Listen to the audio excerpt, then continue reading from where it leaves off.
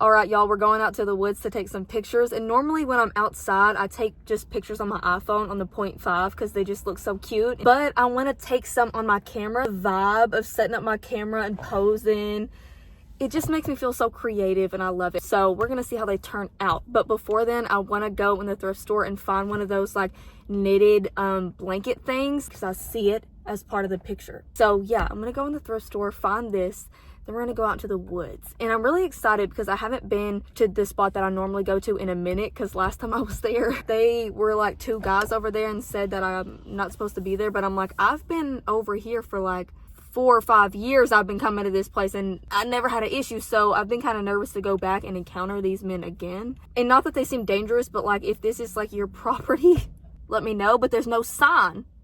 There's no sign, and it's part of like a park kind of thing. So I don't know. If I do see those guys again, I don't really know what I'll say because they'll probably recognize me, but oh well. So let's see. All right, they didn't have the blanket that I wanted. And honestly, I had a feeling that they didn't have it, but that's okay. We're going to work with what we got. One thing that I really like about a lot of the places that I go in the woods is I don't have service, which forces me to stay off my phone, because as much as I have a lot of willpower and self-control, my phone lately has been like in my hand constantly, hours a day. And it's getting to where I'm having a harder time like hearing my inner dialogue. And so I'm going to reconnect with myself. We're going to get out in nature. We have arrived. But listen how quiet. I have got to stop and eat something, y'all. I'm freaking starving. This is breakfast from this morning. It's an egg wrap. Sometimes when I get so excited for like plans for a day, I just like avoid eating or pushing it off, and then I get tired from not eating.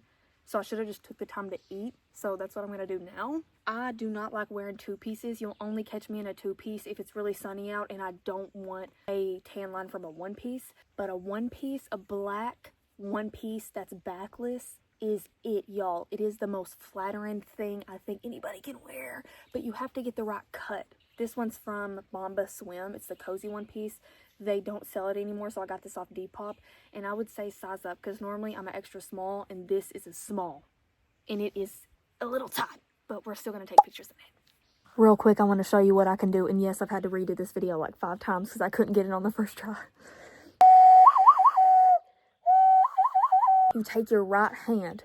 I guess it don't matter which hand, but I take my right hand. So boom, you wrap your fingers together, clench them, wrap this hand around those fingers to where your thumbs meet. You're going to put your thumbs together to where it's like a point. You see this? You see the side? But together they make a hole. And you lick the hole, but your top lip is going to... your top lip is going to go on the top, and your bottom lip is going to go on the bottom. Okay, that... See, that one was lower. You can kind of move your hands around and make a higher pitch or a lower pitch. If you've played an instrument, you'll probably catch on faster. I don't know if anybody ever told you this, but moss is a sign of clean water. Clean water is nearby. This forest is like filled with moss, and I just rub it. It's just so clean. It's so clean. It feels so good. They also say that the side of a tree that moss grows on is north, but I'm not certain that that's true because I see moss on every side of the tree. Ah! Sorry, I didn't mean to scare you. That just scared me. All right, y'all, so I want to talk about how to be happy being alone, because as much as I've been somebody who's always been good at being by myself, I have not been good at being single. I have had a man that I've been committed to ever since I was in high school, whether they were committed back to me or not, which has led me to having many heartbreaks, big and small, that eventually got me here to being the most free and happy I've ever been in my life. And there's a lot of things that contribute to me arriving here, and things that help me to stay on this path that I want to share with you, because I just think a lot of people struggle with being alone in general. And I'm willing to bet every single person that watches this has been through heartbreak. And one thing about heartbreak is the more you do it, the better you get at it, which is with anything. For example, you're lost in the woods. You got no service. You don't even know which way is out. So you're scared. You don't know that you can get out, and you take forever to do that. Okay, bam, it happens again. Now you know you can get out, but you're still taking just as long. By that 3rd time, you knew a little bit about what made you take longer, how to get there faster. You know the direction. And then by the fourth, fifth, boom, you're just sliding out. You know what I mean? The more heartbreaks you have, the better you get at it. There's just a lot of people that stay stuck at that first or second heartbreak, and you see these people becoming somebody who hurt them by not trusting people. But they won't trust people, but they still want to interact. They want to have sex, but they want to try to make it unemotional because they're scared of being hurt. And as much as they're scared of that person hurting them, they're also scared of them not being able to handle it the right way. And the more trust that you have in yourself being able to handle it, the happier and more free you will be out in the world. And the only way to handle situations is to literally handle the situations. You can't avoid it. Stop distracting yourself. Stop doing this, that, and the third to get away from the feelings. Just feel them. Talk about them. Feel them out. Cry it out. Release. But the distraction is prolonging it, and it's getting deeper. You cannot be a victim to the heartbreak. You cannot learn to trust people without trusting people. Before that heartbreak even comes, you need to lead with love. Do not be the person that gets even. Do not be the person where if they cheat, you cheat back. Even if you think, oh, they did it first, where you're doing it back and you know what it feels like. So what does that make you? You don't fight fire with fire. They will learn their lesson. Their karma will come on their own. And when you force that karma on them, now you get karma, and it makes you just as worse, if not more than them, because you know what it feels like and you still did it, and you did it intentionally. And you have to ask yourself, why you even want that? Why do you want that person to hurt just as much as you? It's an ego thing. It's an ego thing. Me wanting that person to see me so bad, whether that be in a relationship and them just admire me and recognize how many good qualities that I have, or just to recognize the pain that they gave me, all of it surrounded that person viewing me a certain way. Every single time I would feel that fire from somebody mistreating me, I would get those same thoughts. And you just have to redirect them in a loving way. And you'll notice if you think right now, you think of somebody who hurt you. Love them away and you will feel free. Whenever you try to push them away with hate, it's almost like it comes closer. And then what's really happening? Look around. You're sitting there mad and it's not even here. Yes, those things happen and you love that person and you say, that is your work on yourself, and my work on myself is what you left me with. Everything is work on yourself, even if somebody intentionally hurts you. If they know what they're doing, whatever that left you with is now work on yourself. Even if that's grief, even if that's trust issues, that is work on yourself. Another thing that's kept me happy and free in this stage of life is not neglecting myself for a man. In every relationship up to this point, I would center my schedule around their schedule, partially because I didn't trust them to be alone by themselves, but mainly because I wanted to be with them all the time. I wanted to do for them all the time.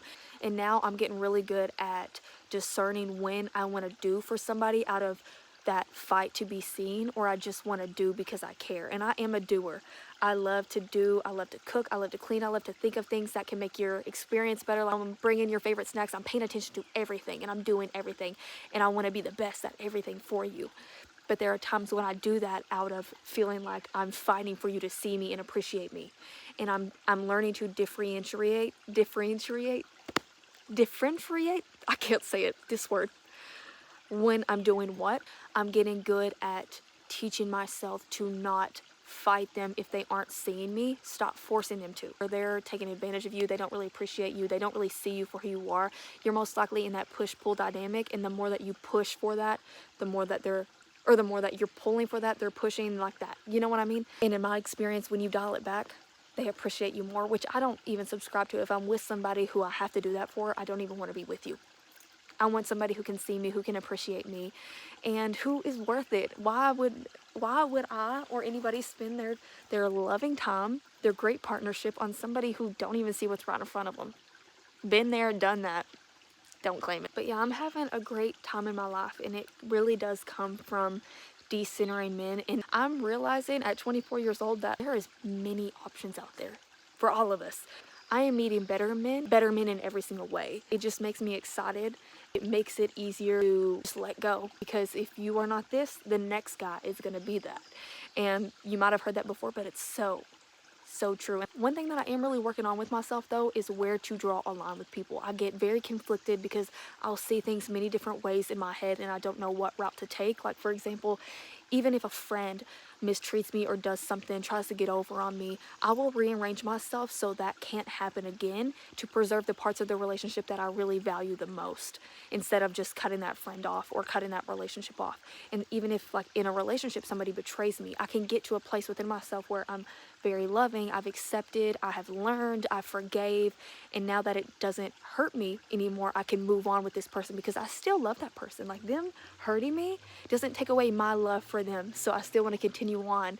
And I don't know where the line is with when do I stop dealing with this person. Sometimes it doesn't make sense in my head to cut somebody off immediately when they betray me, because people do learn, but then they can keep betraying you. But if I accept that you're a person that's going to betray me, I can just accept that and love the parts of you that aren't betraying me. All right, y'all, I'm back in the car, and I did think of something else on the way back, and it is just as important as trusting yourself, and it is to love yourself. And I know that everyone says this, so bear with me. I'm not going to say that you need to love yourself before you love someone else, because that is just BS. I don't subscribe to that. And for me, when I'm loving someone else, it almost, in a lot of cases, makes me love myself more, because doing for someone else makes me feel good. But more than that, I'm somebody who I want to be the best at everything for my partner. And so I treat myself better. I take better care of myself. What I mean by loving yourself is you have to take the physicality out of it. If you are just somebody who you are not confident as a person, I think all of us relate to that to a degree. But if you are very insecure in your body, you know what to do. Go to the gym, eat right. You don't got to even look the way that you want to look to feel confident. In that process, you will become confident. But I'm talking about outside of that. If you look within, what qualities do you have that makes you a great partner, a great friend, a daughter, a stranger? Are you thoughtful, considerate, trustworthy? Are you attentive? Do you have self-control? Do you have willpower? Like, look within yourself and know who you are as a person. How can you be better? Are you somebody who not very empathetic? Are you not respectful? Do you go out and smoke, drink, and party? Where can you improve yourself? And through that, you are going to be confident as a person.